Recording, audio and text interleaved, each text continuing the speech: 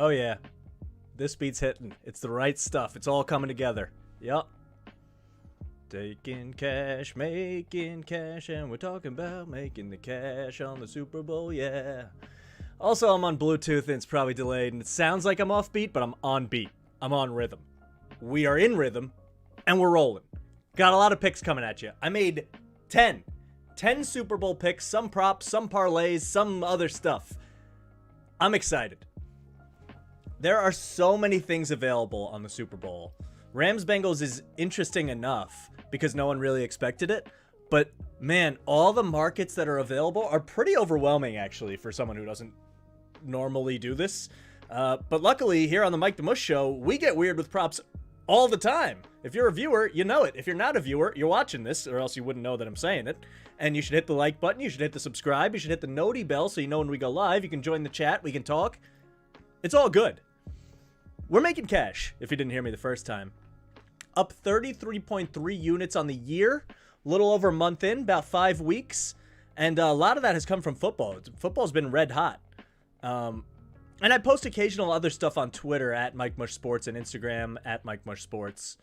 I don't count those. I only really count either if I say it's going to be a bonus pick on social media, I'll count that. Otherwise, it's only the stuff inside of this show. You're getting the goods. You're getting the good stuff. We got to keep track somehow or else it gets overwhelming. Point is, 10 picks. I am leaning towards a side. And I really feel like if you have any instinct towards a side, we've been through 20 weeks of this season. You got to go for it. At first, I was like, oh, maybe I do some high-paying parlays for both sides. And if one of them win, you come up with scenarios. Okay, how would the Bengals win? You can build some stuff there. How would the Rams win? You build some stuff there. If you hit a couple of them, you profit. That's probably smart. But in my opinion, it's the last week of the football season. I rag on football a lot, but it's very enjoyable. It's the last Sunday we're going to have it for a while. You got to just go with your gut at some point. You got to pick a team. You got to figure out how you think the game is going to go. This is what we've been doing all playoffs long, and it's worked. So you got to just stick with what you know. I guess we'll talk about who I like in a second. Let's talk about the game in general first. Let's dive in a little, huh? I don't want to go over too much of it because I'm sure if you're a sports fan, you've gotten a lot of it from all over the place. And you know how the season goes, right? Number one pick versus number one pick. Burrow's red hot. He's the cool story. Stafford has come on strong, although he's been flawed in certain areas. Rams are a super team, better coach. Bengals are the underdog. Everyone likes them. Beat the Chiefs. Rams beat the Bucks. Both of them have knocked off interesting people. The paths are... There's narratives for both sides.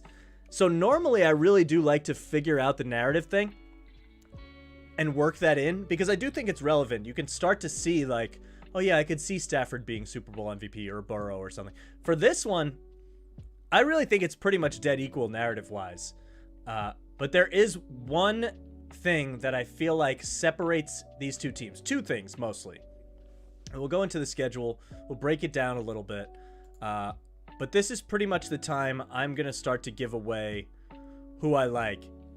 And there's two reasons. The first of which stems from last year, when we saw the Bucks play at home in the Super Bowl for the first time. They rolled. And that was a COVID season where fans weren't nearly as involved, as rabid, as interested, as invested, and as impactful. A lot of eyes. Why did I throw rabbit in there? You hate to see it. It has an eye in it. I think the home field advantage thing is being underplayed here. It's hard to learn from one game last year, so I don't know if that's the reason I'm saying it, but I do really believe that going on the road this many times for the Bengals is going to catch up with them eventually. It's hard to win road games in this league. It just is. And it's hard to win consecutive road games. And the Rams finally are coming home.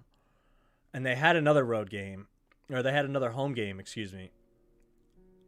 And I just feel like being able to be in their bed, in their house, in their routine, in their comfort, it's really important.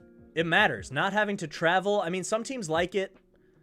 But the hoopla of Super Bowl makes the game so different from all the other games. And I really feel like if you can have some level of comfortability, that really makes life easier to deal with. At least with all the press conferences and all the crazy interviews and all the nonsense that goes on around the Super Bowl, if you can go back home with your family and lay in your bed at the end of the night on your own pillow, it's got to help you mentally. It's got to help you stay sharper. So I really think we're underplaying, and I don't think it's baked enough into the spread. The home field aspect. I think it's going to matter. And I really, from what I hear, I haven't been there yet. I saw it from the outside. I didn't get to go in. This Rams Stadium in Inglewood is really overwhelmingly insane. Big, extravagant. I went to Dallas and I saw theirs and I felt it a little bit. And from what I hear, the LA Stadium SoFi is more. It's more than that. And people thought the Niners were going to go in there and stomp them because they own that building. And you kind of felt the home field be split there. And I can't help but feel like it'll be a better home field for the Rams in this one. Because that was a divisional game. Niners travel well. I don't know if the Bengals will. All the corporate seats and all that kind of stuff won't play in for the Bengals. But it will play in for Los Angeles because while there are a lot of celebrities and high-profile people that do go to this Super Bowl, it's not necessarily the blue-collar fans, although there are some.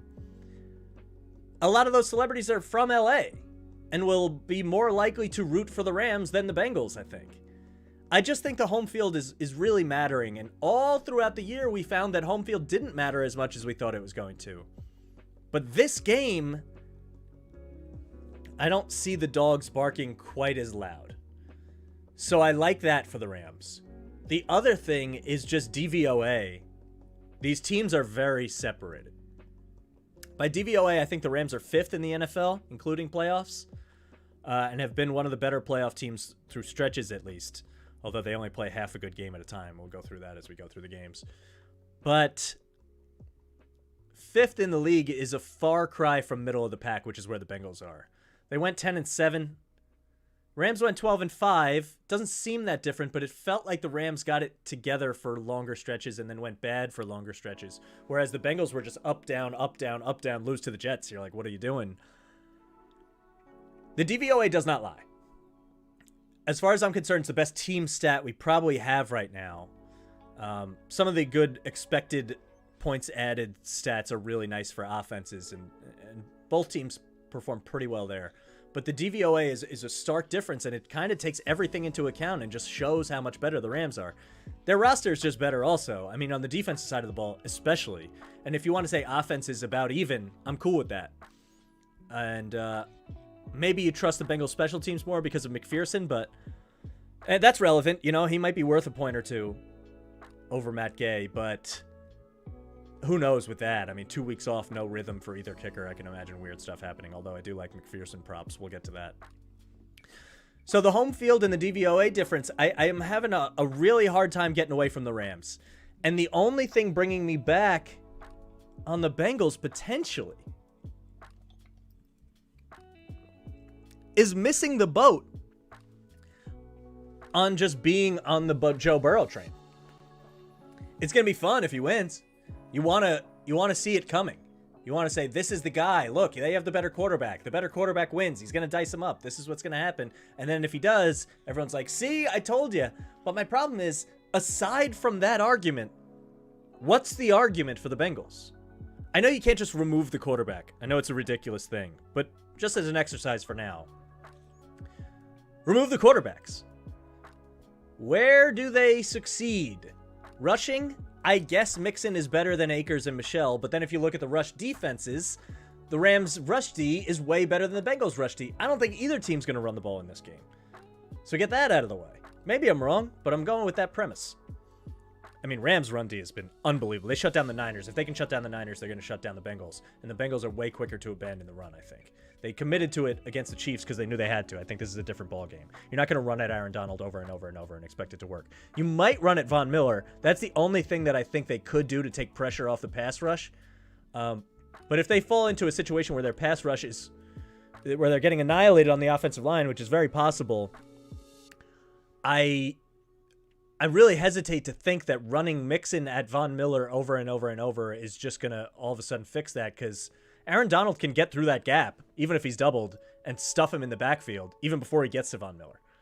And Aaron Donald is a huge reason I really like the Rams too. But you look at receivers, I guess you could call it even.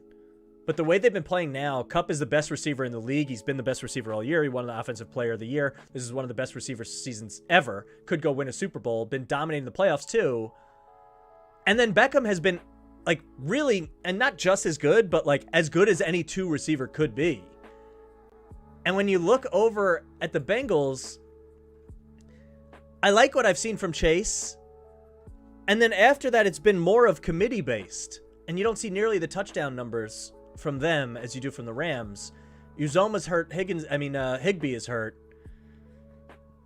Who knows who will play and who will be hobbled. We can't get into that. But I like Beckham over Higgins as a second receiver. And I think Boyd and Van Jefferson are at least similar.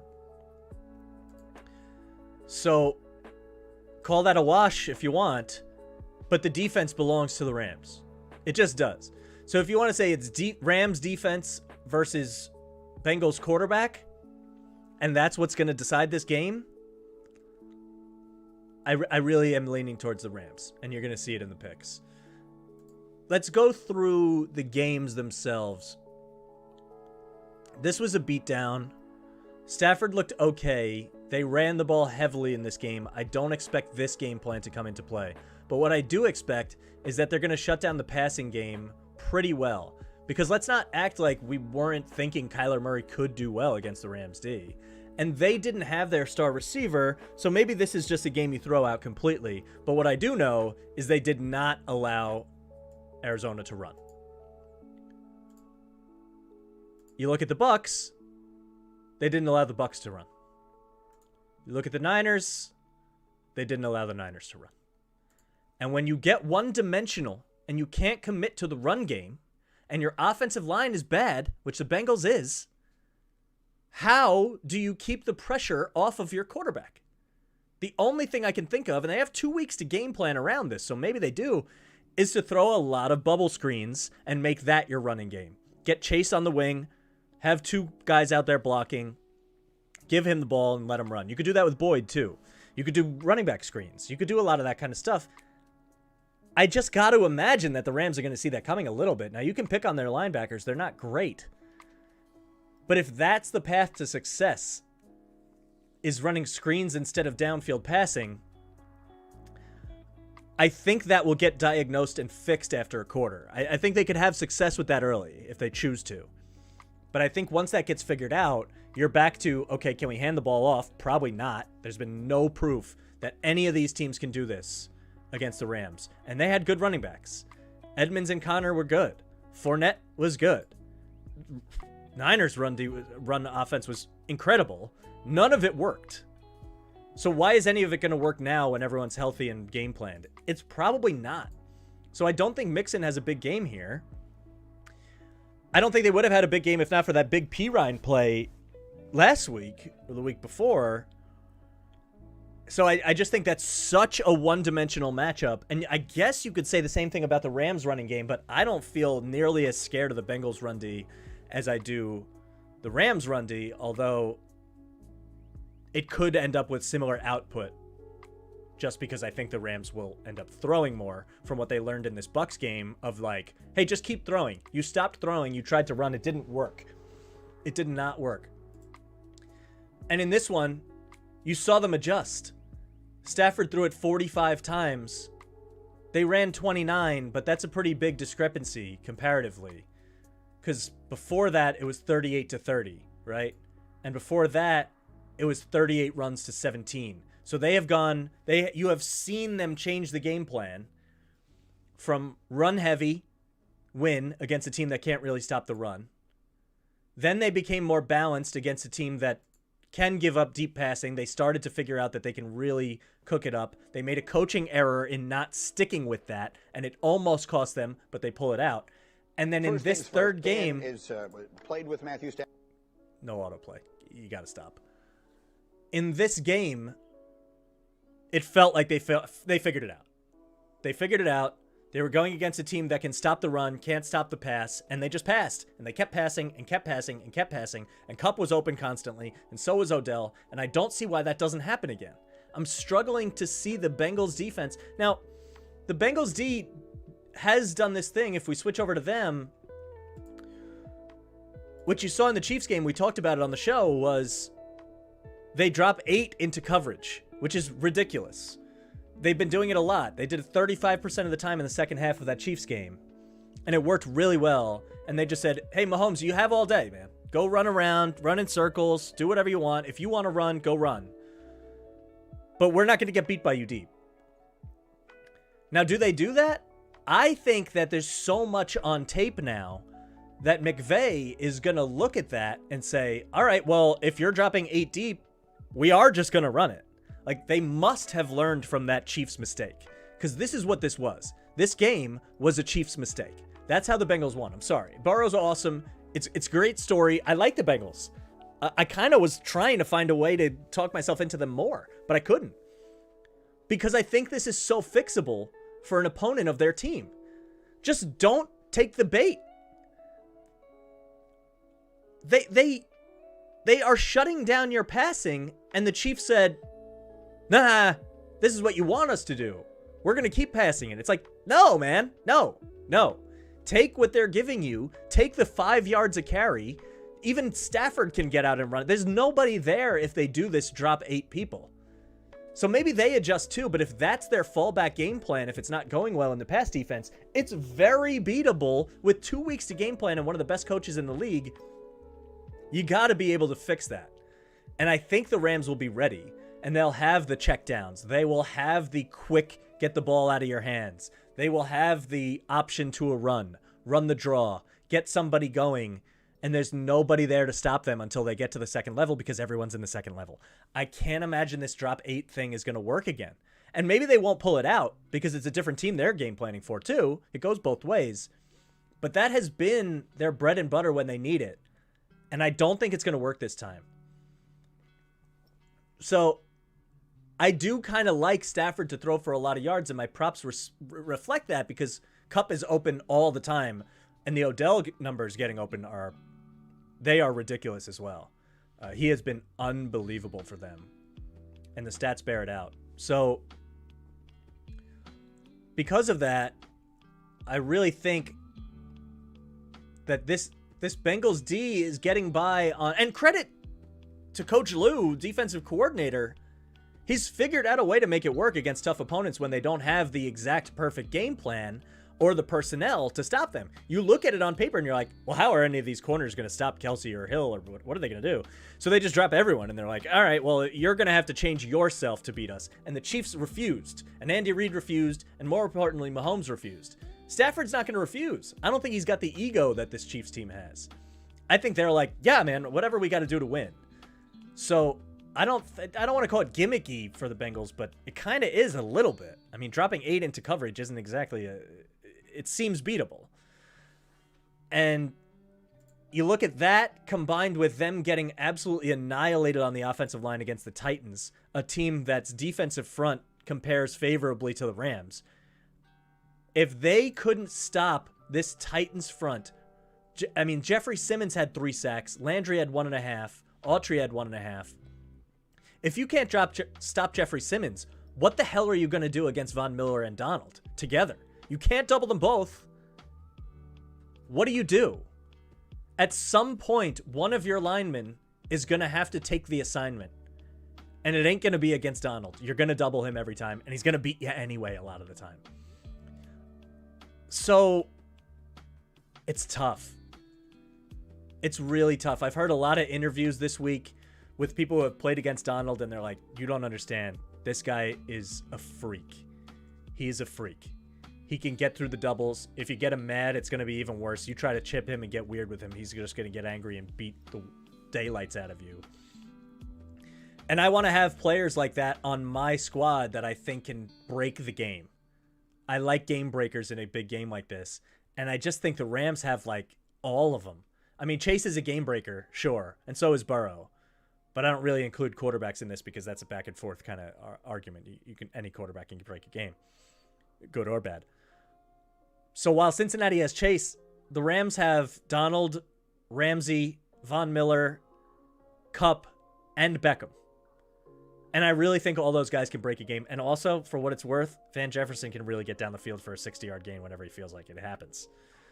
So there's so many more playmakers on that team, and you can rag on them for being a super team or whatever you want to do, but this is who they have. This is what the team is.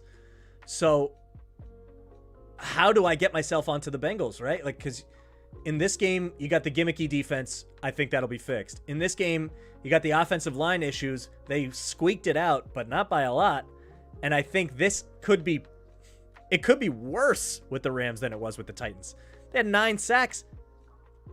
I think you're going to see something like that. It might not be that many if Burrow can move his feet and be nifty in the pocket and get away from someone, but he's going to be pressured. I don't see any way around that other than them revolving their whole game plan around quick passes and screens, which I think the Rams would be like, great, thanks, awesome. And even the Raiders game was close. And you look at the offensive line there, and they gave up 2 sacks, but 5 tackles for loss, a bunch of QB hits. I think there was more opportunity for this Vegas defense to do more and potentially even win this game, and they just didn't. And I don't think that will be the case for the Rams. Plus, the turnovers really piled up for the Raiders. You look at it that way, and you're like, the Raiders could have beat this Bengals team for sure. Like, they absolutely could have. They just kind of played bad, which is fine, and I don't know where to put that. But I don't expect the Rams to play bad. They have too many good players to play bad. Now, if you want to say that Stafford just throws a couple picks early like he has in some of his uglier games and they lose because of that, then fine. But I don't think there's any predicting that or ways of knowing what's going to happen with that. If it happens, it could happen to either quarterback, I think. Tip passes happen, bad, it happens. Stafford has looked a lot better lately, so I'm not really, maybe that's recency bias, but I'm not as worried about that as I would have been a month ago. And I just don't, none of these games inspire a lot of confidence in me. The only thing that inspires confidence about them is that they were able to claw back and win, which normally I love. I do like that. I like that Burrow never gives it up. He's always poised. He has his team ready. He's doing everything he needs to do. He has them in line. They're comfortable late in games. They're comfortable in the red zone in impactful situations on both sides of the ball. I get all that. But if that's the only thing, and there's no real X's and O's that you like about the Bengals or that I like about the Bengals, then why am I trying to contort into this position where I have to consider them? I don't think I do. I feel like this is just the Rams' time. It's all coming together. They made all the trades they needed to do. They became the supervillains of the league. It has no bearing on whether you win or lose. We've seen it over and over with the Patriots and everybody. Basketball especially. I mean, every sport. Just because people hate you doesn't mean you're not going to win. And they've mortgaged their future to get to this point. They've gotten to this point. They have the coach. They have the team. They have home field advantage. They have the LA spotlight. They've moved to this new place. It's all working. The new building. I can't get away from it. I see this being more of the same. I see Coop. We should call him Coop. I see Coop Kupp getting down the field whenever he wants. He did it against the Niners. He does it against everybody all year long. I don't know how you stop him. You can bracket him. It doesn't matter. He's still going to be open. And if you bracket him and you have Beckham one-on-one, good luck. Because that dude's healthy and playing really well and looks determined. His head is screwed on tight. This is a load of a team to deal with. And I just don't think the Bengals have the horses. And I'm dying for someone to talk me into it. But the only arguments I ever hear are Joe Burrow, Joe Burrow, Joe Burrow. You're right. If he slices and dices and get past Jalen Ramsey and gets away from Aaron Donald and Von Miller consistently for 4 quarters, of course they can win the game. They're in the Super Bowl. Of course they can win. I just think that's a tall order for one guy to deal with. And I don't like the matchups for them nearly as much as I like the Rams and all the intangibles and all that kind of stuff. I don't have to keep going about it. You know I like the Rams. I like the Rams. So let's get into the picks. Let's get into the picks because there's 10 of them. And I want to break them all down with the odds. So here we go. All right. First pick. I'm going to go biggest to smallest because we're going to have fun with some silly props too. Don't worry. Don't worry. But the big one. Until now, I've done 1 unit on every pick to keep things simple. But it's a Super Bowl. We got to get a little wild. We got to bump it up. So across these 10 picks, I'm risking 16 units. And you'll see how. First one that I absolutely love is a 4-unit bet. It's the only one for 4, but this is the biggest one. You want to ignore all the other stuff? Fine. Although I have kept up some of my consistency with high-paying same-game parlays. There's a few of them in here. But this one, I just think this works and the odds are really nice. And I think it synergizes. It's Rams money line. I don't feel great about laying the 4. Maybe you could get 3 if you believe in that. But I'll take the Rams money line parlayed with Cooper Kupp over 80 receiving yards. And you could get that at minus 101. So it's really the Kupp receiving yards, I think, are necessary if they're going to win the game anyway. In most scenarios, he gets 80 in most scenarios regardless. But especially if they're going to win, he's going to have to be involved. So those synergize pretty well. And if you can bump that money line from 200 to 100, that's a great deal. So I'm putting 4 units on that. Rams money line and Kupp over 80 receiving yards. Absolutely love it. Another one, this one for 2 units. Next couple are for 2 units. Rams win by 1 to 13 points. Plus 140. The odds just seem really good here. There is part of me that thinks the Rams could win in a blowout. We've seen a lot of blowouts in Super Bowls. I think it's possible. I just also don't think Joe Burrow is going to roll over completely unless their offensive line gets super manhandled. And of course the Bengals could win. Like you lose that too. But if we're betting on the Rams, I like the odds of getting the 1 through 13. Just don't win by 2 full touchdowns. And you're getting it at positive odds. That seems like a range that is really, really nice for me. A lot of possibilities fall into there. And I'm a sucker for plus odds. I'm looking for those always. So I like that one for 2 units. Another 2 units. The next 2 are bigger same-game parlays for higher payouts. We need to balance ourselves a little bit. This one is a 4-leg parlay. Rams money line. Mix in under 63.5 rush yards. We talked about how the Rams run defense has been unbelievable. Kupp over 80 receiving yards again, throwing him back in there. And the game total under 59.5 on the alternate line. That, for 2 units, I get at plus 273. Pretty good. Pretty good. I think they synergize pretty well. Again, it's the same Rams plus Kupp parlay, and I'm just throwing in the game total under 59.5. I think there will be stretches here where the Rams defense proves itself. And while I don't normally love unders in games that I don't think they'll be running, I think there'll be at least a couple field goals, at least a couple punts, and this Rams defense is too fierce to just beat consistently over and over down the field. So under 60 is a huge line. And plus 273 for that. That's Rams, mix in under on rushing yards, Cooper Kupp over 80 receiving yards, and game total under 59.5, plus 273. The 4th bet, and this is the last one before we get to actual real prop style singles. This is the big payer. This is the big money hit. This is, if you believe in the Rams, this is the one I kind of like. Another 2 units. This one's tougher. Rams minus 2.5. Parlay that with double result Rams and Rams. The double result is the score at halftime and the score at the end of the game. I think the Rams will lead at halftime, and I think the Rams will lead at the end of the game. Parlay those. Also add in Cooper Kupp over 100 receiving yards. We're bumping it up this time. If Kupp doesn't play well, we lose our shirt. I believe in Cooper Kupp. Fantasy team. He won the Fish and Chips championship. It's my league name. What a guy. I had him and Debo. I mean, no wonder nobody beat me. And Russell Wilson, obviously, the GOAT.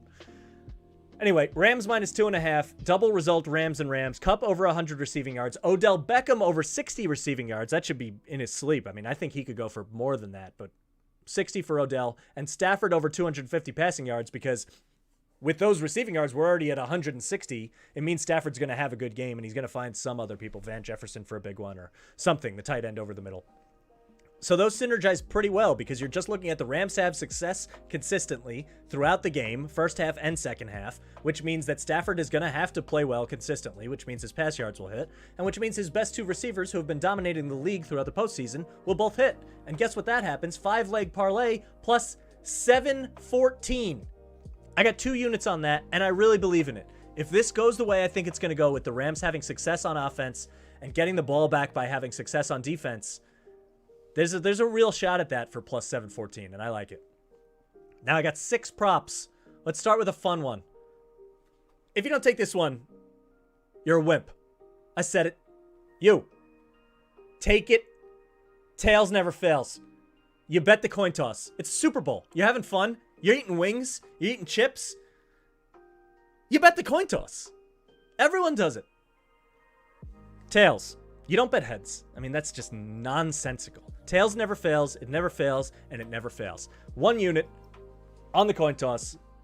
Tails never fails. 5 more. We're halfway there. I love this one. Back to actual props now. Odell Beckham more receiving yards than T. Higgins at plus 116. I could not believe he was an underdog. I get the reasoning that Chase will be shadowed by Ramsey, and so they will have to force the ball to Higgins if they want to get it down the field. But Beckham has just been playing a lot better than T. Higgins lately. That's not to say that Higgins isn't great. When he's out there, he looks like he's 6'9" and can catch everything. I like T. Higgins. I just think I expected Beckham to be a favorite there, and when I saw the odds as an underdog, I'm like, wait, what? I thought it was wrong, but it's not. So just for odds purposes and value, I'm taking Beckham over T. Higgins in receiving yards for plus 116. I threw a unit on that. I talked about how I didn't like Mixon's rushing total and how I didn't think the Rams were going to run the ball very much. So this one feels easy, although the VIG is really ugly, and I don't... Lately, in 2022, I haven't really liked betting things with heavy, steep odds.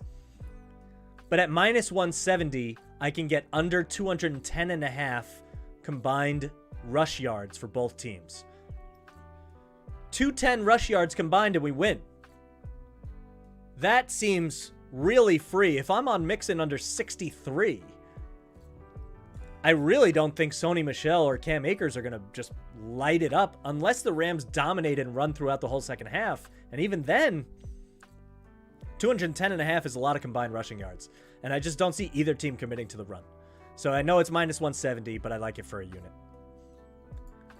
I'm also taking over 3.5 sacks by the Rams defense at minus 105. That's a good number to me. I think they can get 1 sack every quarter. I don't think that's too much to ask. I think this offensive line is going to be under fire. This one can be crushed if the Bengals do decide to throw a lot of screens and get the ball out quick. I'm sure they're going to try to game plan around it, but I really believe in Aaron Donald. I really think he will open up the world for Von Miller and the rest of them, Leonard Floyd, all those guys. And I think Donald is going to get 1 or 2 by himself. I really think that defensive line is such a problem. And watching them against the Titans, despite them winning, they just struggled over and over and over to protect Burrow. And I think it might be worse. And they got 9 sacks in that game. I'm not saying that's going to happen again, but if I cash with 4 sacks, 1 per quarter, I can deal with that. So give me over 3.5 sacks by the Rams at minus 105. On that same note, I'm taking Aaron Donald over 4.5 tackles plus assists. I don't need to explain it anymore. I think the guy's a freak. I think he's the best defensive player in the league. He might be the best football player in the league. By the way, the Rams might have the 2 best football players in the league that are non-quarterbacks, Kupp and Donald. I really think that's probably true. And also, if we're talking about the best, I mean, what has Donald not done? He's done everything except for win the Super Bowl.